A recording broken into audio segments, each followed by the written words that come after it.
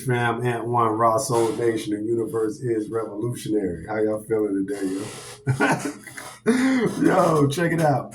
Story time, story time. All right, today, yo, I'm at work and um, I'm on a delivery, and my coworker Sydney, he's he says, "Yo, Ant, stop at Arby's on the way out, right?" So I pull into Arby's and I don't park. I pull up on the side with some guys. His cousins work out there, so he's like, he gonna go get him some food. I'm like, yo, you gonna get some food? Grab me some. You gonna get the hookup.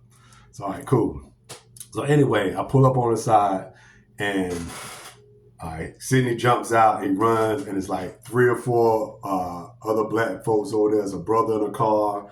It's a girl who's got a headset like she breaking or something, and it's another um, couple girls out there like they on break, and somebody like they about to leave or something like that. So it's like 4 or 5 black people and me and Sydney. So I'm in the truck. I'm driving, so I'm hanging on right here, waiting. Sydney jump out. This white dude get out of his car with another white dude, and they walking up, and they like, "What is this? Some type of family reunion?" And I said, "Yo!" Instantly, I felt the pressure. I'm leaning out like, "Yo!" I said, "Was that supposed to be some type of racist joke or something?" And he turns, he goes, "It wasn't a joke." And I looked at everybody, and they looked at me, and I said, "Yo!" I said, "Yo, what you better do is get your ass in that building, right?" And everybody started bugging out. It's like, what? Did he trying to be racist and this and that? And all the girls like, "Oh, when we get in there, oh."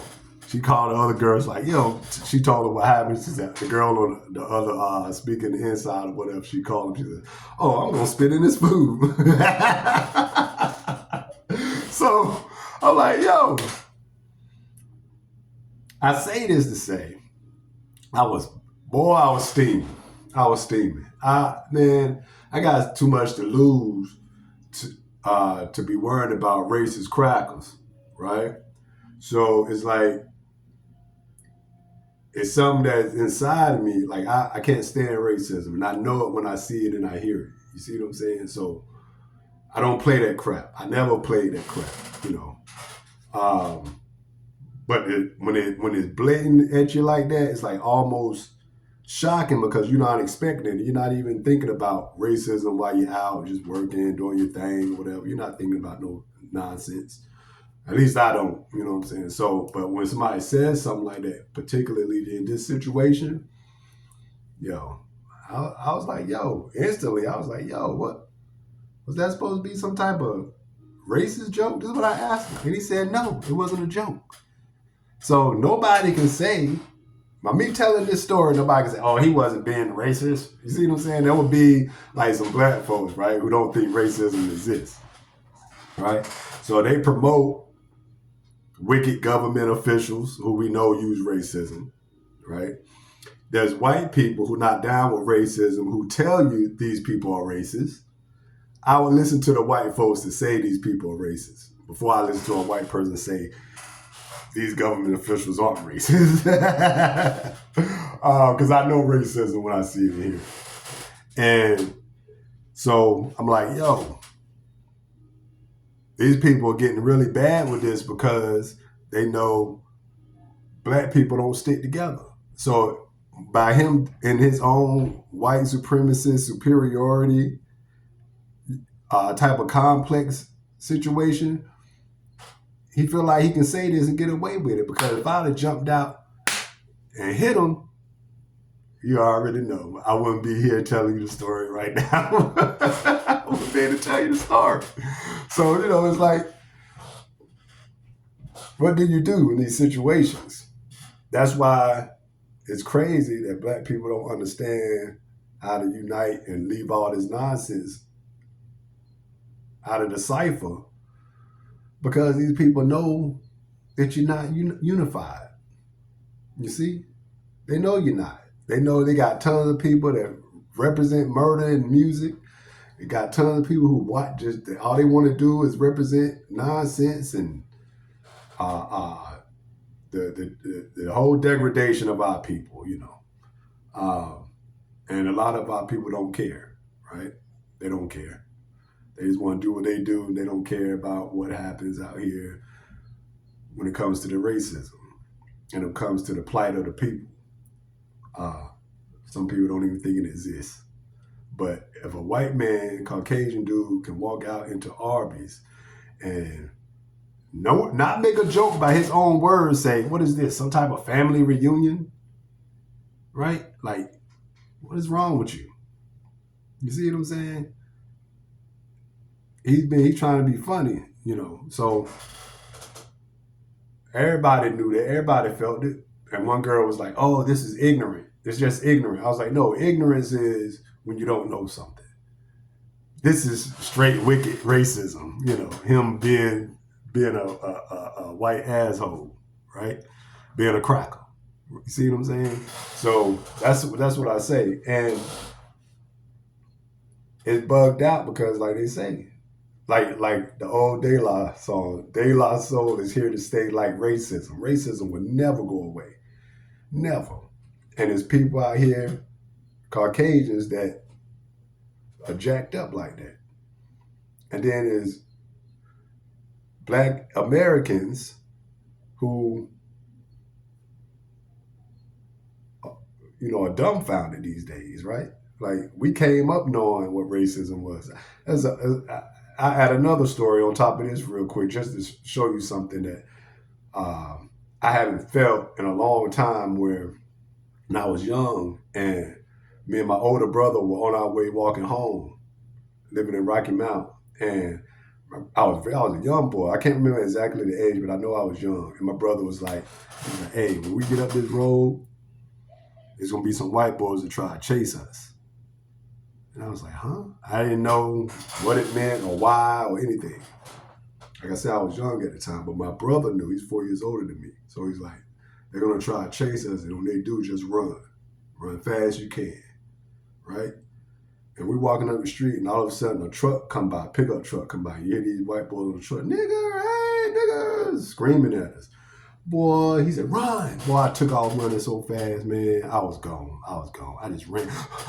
And then when you start slowing down, because you're tired, and then another truck come by, "Nigga," run. They swerving. And we're like, "Oh," like I'm running again. Like before you can even stop running, you start picking up again. Now you're scared like a mug. And then another one come by. Nigga, I was like, and I run all the way home, man. And you know what my brother said? He said, "Those boys are prejudiced." This is before we started using the word racist. They were saying they prejudice. They prejudice against us. I really didn't understand it. I was young. So, he began to explain it to us. They don't like us. You see what I'm saying? They don't like us. For whatever reason, they don't like us. So I'm like, dang. That was my first experience of prejudice or racism as a young boy. I was probably about, I don't know, 6, 7, something like that, maybe. Maybe something like that. 7, 6, 7, maybe 8, 9, maybe somewhere around there. But anyway, I didn't really know what it was. I think I was probably about 6 or 7, maybe. So yeah, I really didn't know what racism was, but it scared the crap out of me. Is what I'm saying is to tell you, it scared the crap out of me. It's 2025. A white man can make a racist joke. By him saying it's not a joke, because he was serious trying to be funny. You see what I'm saying? So, what do? You can't beat him up. You see? Now, you could catch him somewhere and grab him. We can get some guys to grab him, because Sid was like, "Yo, I know where he worked." He said he worked where I used to work, because he seen his shirt, his work shirt. He knew where he used to work on this other construction company or whatnot. He's like, "Yo, we can get him." Stuff like that. So, you can get got, but, what do? Do you go get him, or do you let it slide, right?